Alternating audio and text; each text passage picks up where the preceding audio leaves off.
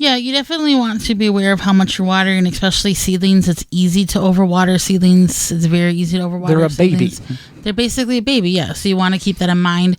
If you do feel that you need kind of some better self-control with watering seedlings, you could always get something like a spray bottle.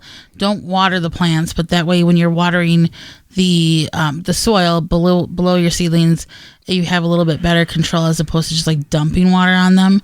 So a spray bottle is helpful, or like a pump sprayer.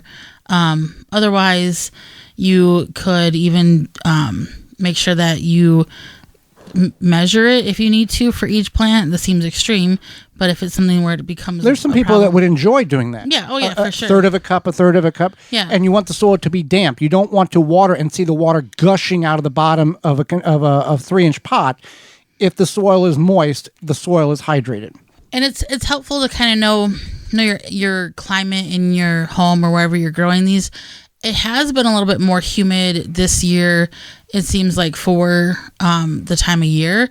So maybe you don't need to water as much, but if you live in a drier climate, maybe you do need to water more, and that's something to consider. Bottom watering. Yeah. Bottom watering is a procedure in which you put your cups or your starter tray into a 10 by 20 flat, and all of these containers have holes like the Root Maker grow trays.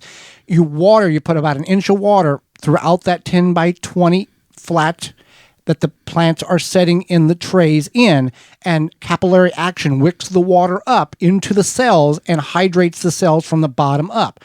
You do that for an hour.